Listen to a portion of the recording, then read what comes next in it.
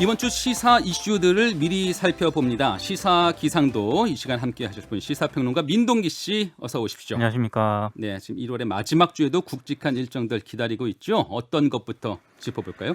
오늘 박범계 법무부 장관 후보자 인사청문회가 열리는데요. 네. 어제 국민의힘이 장외청문회를 열었습니다. 네.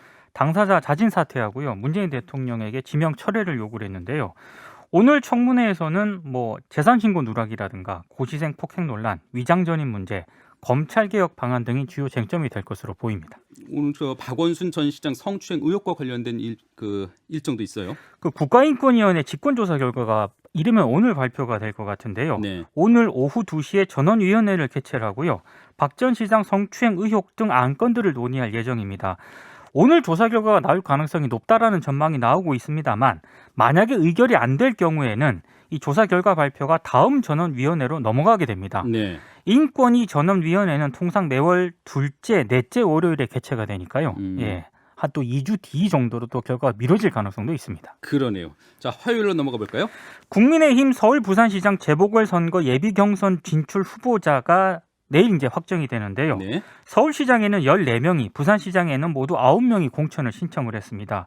예비 경선 컷오프 결과는 화요일 날 확정이 되고 본 경선 진출자는 내달 5일 발표가 됩니다. 지금 서울시장, 부산시장 두 곳에만 지금 국민의힘 후보가 23명이나 된다는 거잖아요. 네. 예, 몇 명이 탈락하고 몇 명이 경선에 갈 수 있을지 결과를 지켜보도록 하겠습니다.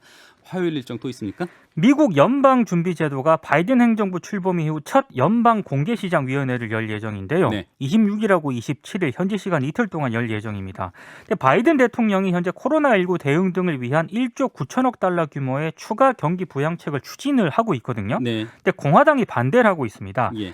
연방공개시장위원회 결정이 미국의 경기를 예측하는 데 굉장히 중요하기 때문에 어떤 결론을 내릴지 좀 주목이 되고 있습니다. 자, 수요일로 넘어가 볼까요? 셀트리온의 코로나19 항체 치료제 레키로나주의 허가 심사를 위한 중앙약사심의위원회 자문이 진행이 되는데요. 네. 이 중앙약사심의위원회가 식약처 법정 자문 기구거든요. 해당 약의 안전성, 효과성, 허가 고려 사항 등에 대해서 자문을 합니다. 결과는 당일 공개가 되는데요. 네. 이후 최종 점검위원회 자문을 거쳐서 허가 여부가 결정이 됩니다. 예. 문재인 대통령의 세계 경제 포럼 기조 연설도 수요일이죠. 화상으로 열리는데요. 예. 글로벌 기업 CEO들과 질의응답을 할 예정이거든요. 이 세계경제포럼은 한국이 코로나 방역, 경제에서 모범적인 성과를 내고 있다는 점을 고려해서 문재인 대통령을 초청했다고 밝혔습니다. 네, 수요일 봐야 될 또 다른 일정이 있다면요? 이 조 바이든 미국 대통령 행정부가 수요일 기후변화 대응 정책을 발표할 것으로 보입니다.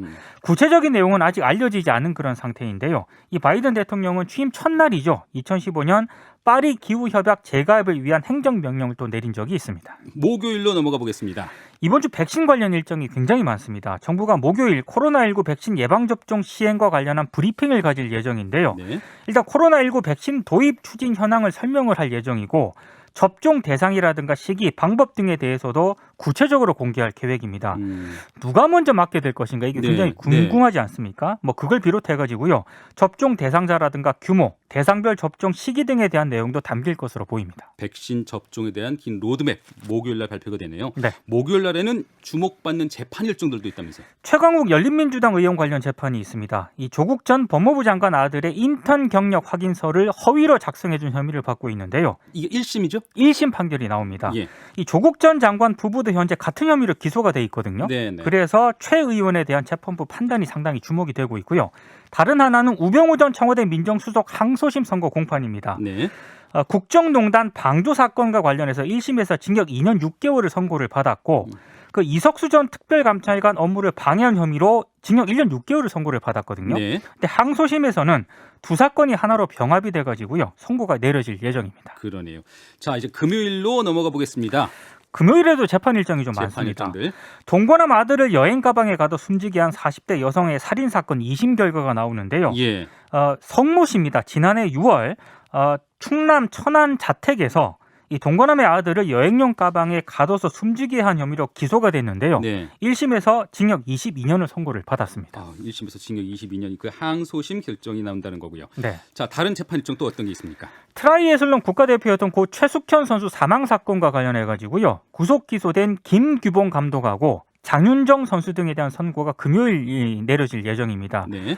검찰은 김 감독에게는 징역 9년 그리고 장 선수에게는 징역 5년을 구형을 했는데요. 그 운동 처방사 안주현 씨 있지 않습니까? 네네. 이 안주현 씨에게는 징역 8년이 이미 선고가 됐습니다. 그러네요. 자, 마지막 일정 어떤 걸 볼까요?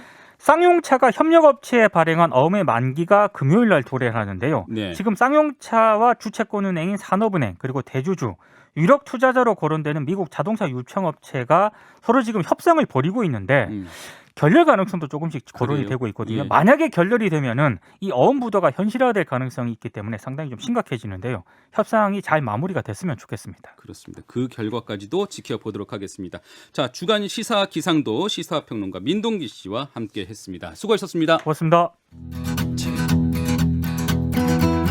김현정의 뉴스쇼는 청취자 여러분의 참여로 이루어집니다. 트위터, 페이스북, 레인보우 게시판, 그리고 단문 50원, 장문 100원의 유료 문자 샵 1212, 우물정 1212 통해 참여하실 수 있습니다.